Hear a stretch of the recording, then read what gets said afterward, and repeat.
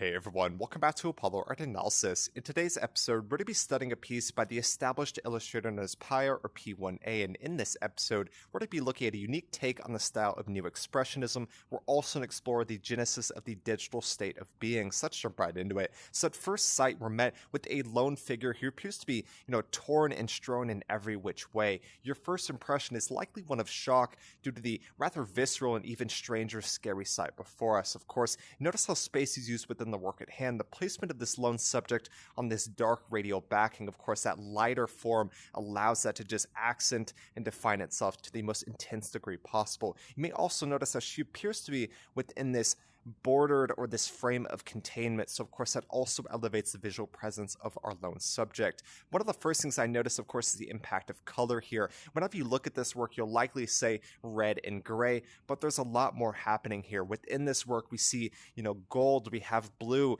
we even have some green as well. So at the end of the day, of course, red is the most dominant tone here, and red is a very visceral and high attention color, so it's going to add a bit of energy to the composition at hand. You may also notice texture within the work. Of course, one of the first things I thought of was charcoal. Of course, the pastel or the charcoal medium of expression. This is a digital illustration, so it's not going to be anything like that, but it is quite reminiscent of charcoal. But aside from that, we also have, say, a paper or canvas gradient. So this sense of texture also gives us a sense of visual energy as well. This combines with the aforementioned sense of vibrance from the color red. So of course, texture and vibrance are giving us a sense of visual energy here. You may also notice how, of course, our subject's form appears to be glitching here.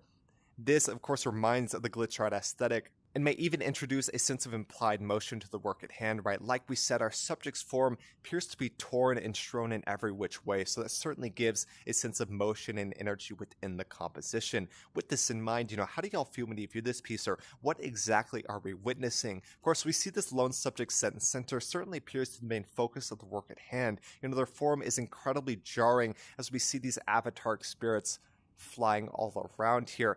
But despite this, we appear to be witnessing a profound genesis here. Of course, the being before us is born from the fanatic flares of transhumanism.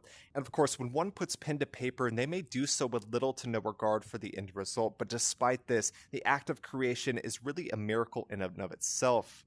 And of course, to create a piece of art is to immortalize your soul within one of many mediums. This allows you to solidify your spirit and to transcend the mere mundane mortality. Of course, when you create a piece of art, it's going to live far on beyond your life. So of course that allows you to transcend the idea of mortality itself. And of course today the artist has many different options. Of course the digital and the physical worlds have been converging for quite some time now. And today the global blockchains allow artists to take their vision from mind to screen and from screen into a sovereign token. So that's incredibly important. Of course, we are witnessing kind of a immortalization from the physical into the digital realm, and we're certainly witnessing this here as well. This, of course, is a very profound piece. I just wanted to ask you guys, how will y'all exist within this strange and wild new realm? This work is very stunning and profound. I absolutely loved it. I'm kind of surprised I didn't find the original artist sooner, but of course, I'm very glad that I did find her art. It's incredibly unique here.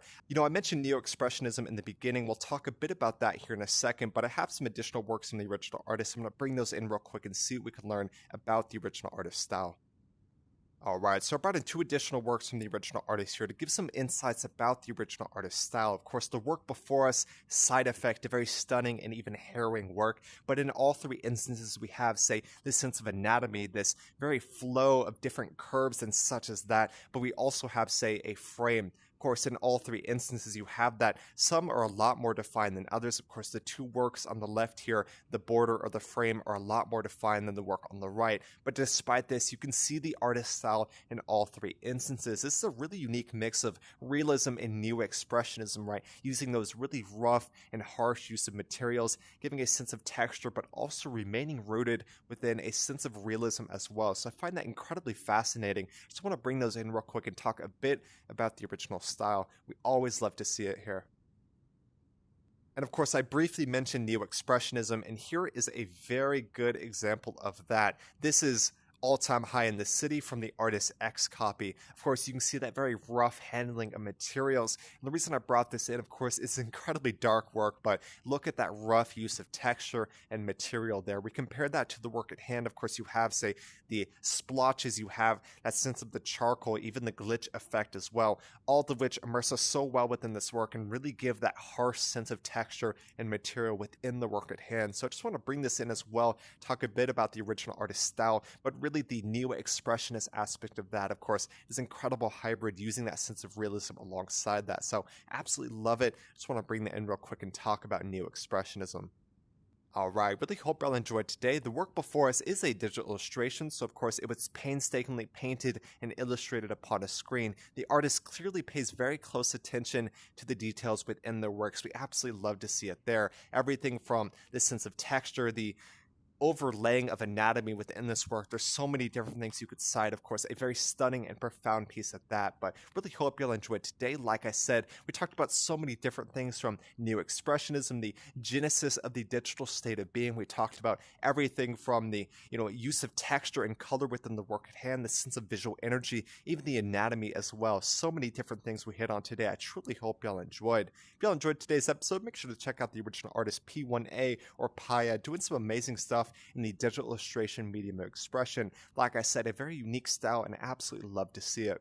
But yeah, that's all I have for today. Like I said, really hope y'all enjoyed, and if y'all did, go check out the original artist. My name's Apollo, this was Apollo Art Analysis, and I'll see y'all on the next episode.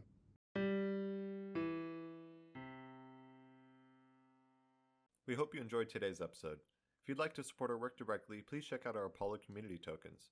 Apollo Art Exchange is an ecosystem of art appreciation which elevates artists each and every day. Thanks for listening.